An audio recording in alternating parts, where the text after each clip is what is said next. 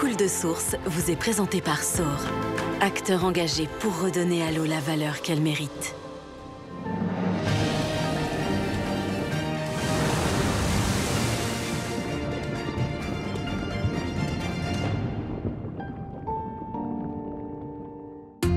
La sécheresse, la surexploitation des nappes phréatiques, la pollution de l'eau ou encore la croissance démographique ont des conséquences dramatiques sur les ressources en eau douce.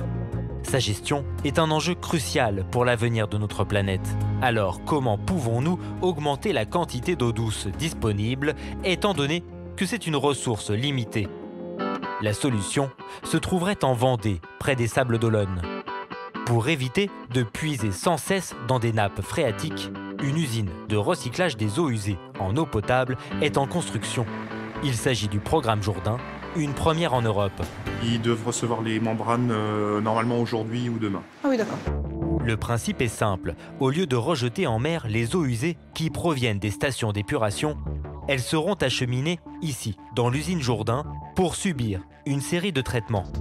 On commence à prendre l'eau pour être traitée par de l'ultrafiltration, qui va enlever en fait 90% à peu près des matières en suspension. Ensuite, l'eau part dans une filtration par osmose inverse, qui va permettre de traiter le reste des micro-organismes et puis tout ce qui est micro-organismes pathogènes. Et ce n'est pas tout. L'eau sera ensuite désinfectée à l'ultraviolet, puis à la javel. Mais en sortie d'usine, cette eau sera trop pure pour être consommée.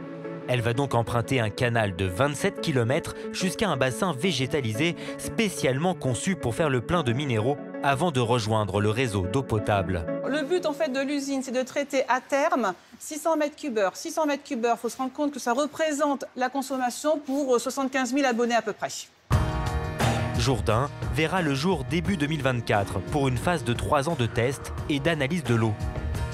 Après validation, les eaux usées traitées iront directement dans les robinets des habitants.